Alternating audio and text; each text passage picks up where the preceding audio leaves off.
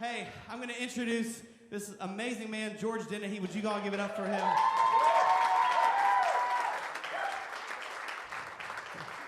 George and I have been out together since Tuesday, just us, and he is a guy that if you spend enough time with him, he'll change you forever. So he is an amazing guy, and he's going to do a song and talk to us tonight. One more time, would you give it up for George?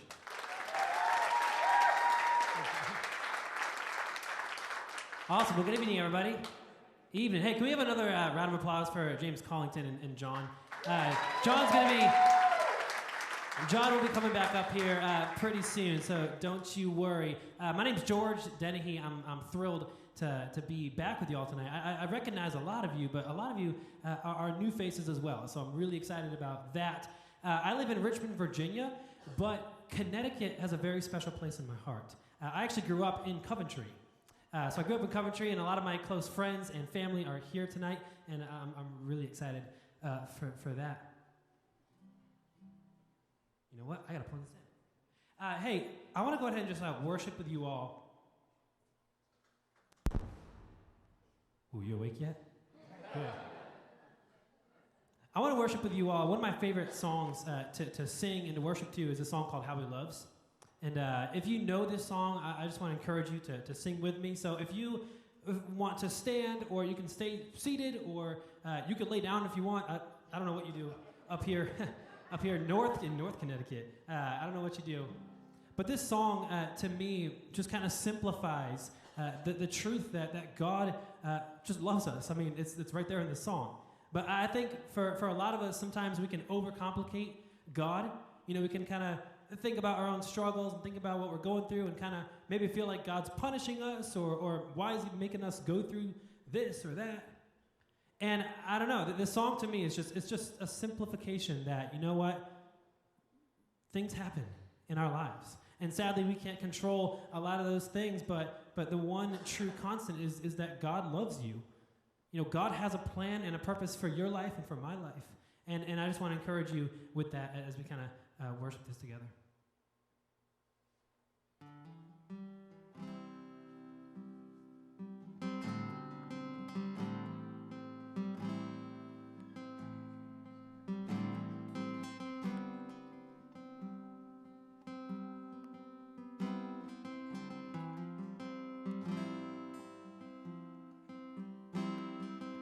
He is jealous for me. He loves like a hurricane. I am a tree bending beneath the weight of his wind and mercy. When all of a sudden I am unaware of these afflictions eclipsed by glory, and I realize just how beautiful you are and how great your affections are for me. And oh, how he loves us, oh, how he loves us, how he loves us, oh. He is jealous. He is jealous for me. He loves like a hurricane. I am a tree bending beneath the weight of his wind and mercy. Oh, and all of a sudden I am unaware of these afflictions eclipsed by glory, and I realize just how beautiful you are and how great your affections are for me. Yeah, he loves us. Oh, how he loves us. Oh, how he loves us. Oh, how he loves.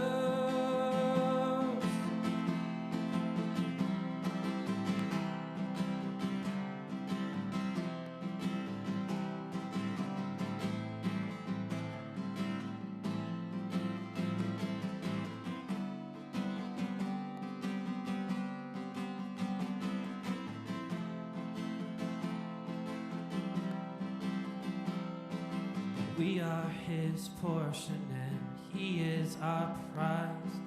Drawn to redemption by the grace in his eyes. If his grace is an ocean, we're all sinking.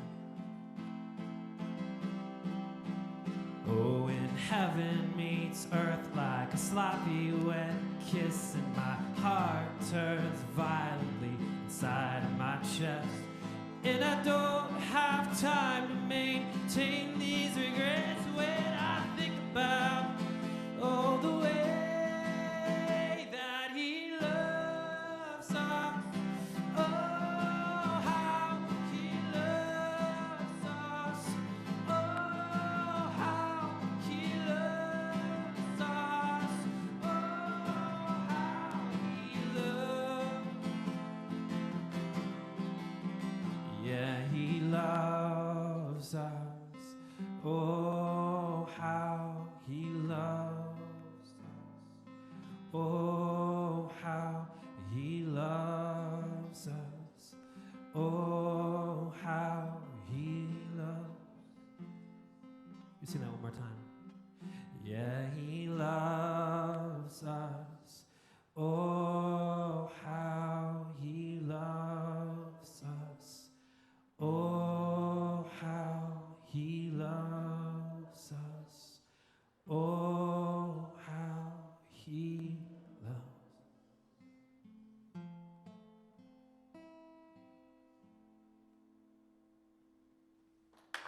Amen. Awesome. Amen. Thank y'all. Thank y'all so much for singing with me. Again, hey, it's just so great to be back here. I've had an amazing time so far with John, and I just feel like tonight's going to be a powerful night. I just have a good feeling about that. Yeah, no, absolutely.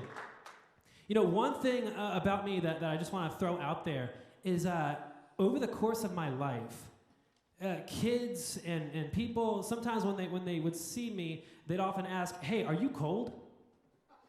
Right? Because I'll be standing there, you know, or it's windy, and my sleeves are just kind of blowing in the wind. I kind of look like one of those inflatable things at like the car dealership when it's really windy out. And for some reason, last time we were here in April, and then now it's still windy again. You know, some people always ask me, are you cold?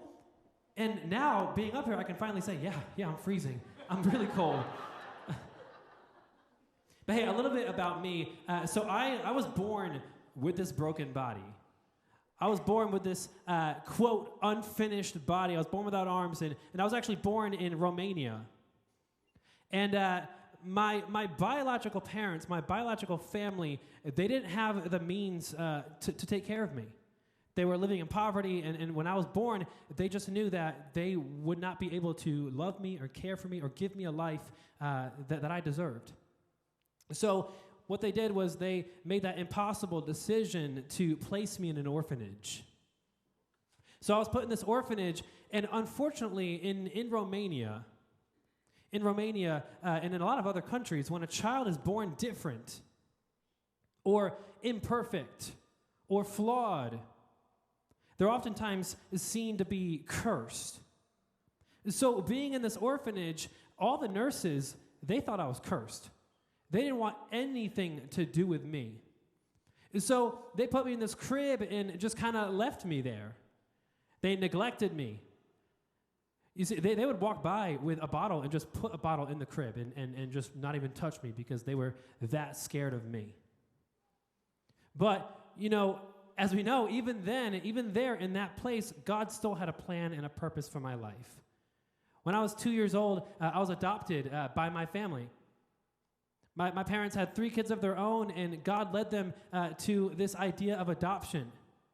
And he first led them to James 1:27, which we know is the verse that says, you know, true religion, true faith is caring for the orphan and the widow in their distress. And for my parents, that meant adopting me. That meant flying to Romania, picking me up for the first time at 2 years old, weighing 9 pounds, on the brink of dying, but them and God, through them, rescuing me from that place. And a little bit more about my family. I'd be talking for hours if I talked about all of them. But my parents adopted me, and then they went on to adopt 9 more kids from 5 other countries. So I'm one of 13. And it's funny. I remember one time when we were all eating dinner together at the table, which we're all kind of crammed together at the table, the once a year time we actually all eat at the same time. There was a repairman who came in and looked at all of us. And he looked at us, and we live in Virginia, so this guy looks at us and he says, "This looks like some kind of United Nations." Because you have kids from Ethiopia and China and Thailand and India and myself from Romania. And this collective family just makes up the Dennehy family, the Dennehy clan. And why I'm so excited to talk to you and share a little bit about my story and my family's story is because I hope to be living proof of the power of caring for an orphan, what that can do. That's really why I'm here tonight, because one family said, I can do something. You know, we as believers know that God's heart is for the orphan, for the fatherless. And I know you might have heard pastors get up or people like adoption conferences or whatever, and they tell you, you should adopt. Like everyone should adopt. And truthfully, that would be cool. I know that would be amazing if everyone in here said, yeah, let's adopt a child. But I'm also a realist. I know that not everyone's called to adopt, and I know that not everyone's able to adopt. You know, I really believe that God calls a certain few people to adopt children and other people to care for orphans in other ways. And so about a year ago, I partnered with Holt International. They're an organization that is so near and dear to my heart and my family's heart as well. I have a sister named Hope, who was born in Thailand with no arms and no legs. And she was an orphan for the first 8-9 years of her life. And she was adopted through Holt International. One of my favorite things that Holt does is not just adoption and foster care, but Holt realizes that there is a need all over the world. We know that there are thousands of orphans all over the world waiting for forever families. Every child deserves a loving family. We can all agree to that. But there's also this struggle, there's also this unfortunate dilemma that while these kids are waiting for their families, they also need to eat. They also need to be cared for, to be loved, to be clothed.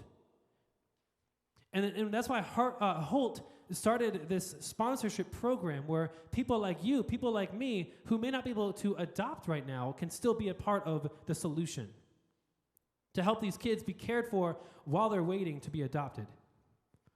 So I'm here to talk to you about how you can help and how you can be a part of this.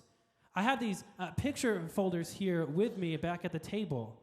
And if you're in here and you feel this compelling desire to be a part of this program, to be a part of what Holt does, John's actually going to walk around with picture folders. If you want to take a look, as John's walking up and down the aisles here, just raise your hand so he can see you if you want to look at these.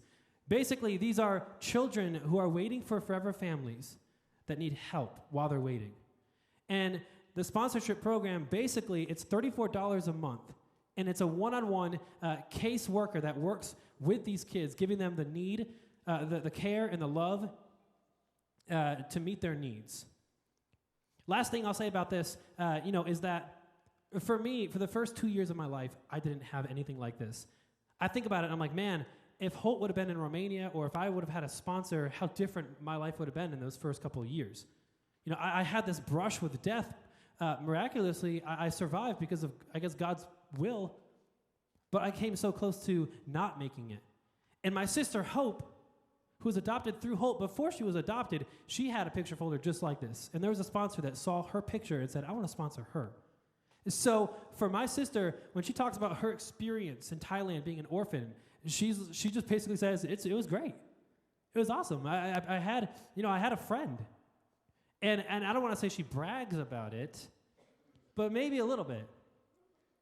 And so, again, if you want to just take a look, John has these, and I'll also be out in the back too. It's a really easy way to sign up and be a part of this solution to this orphan pandemic, because it's really what I call it.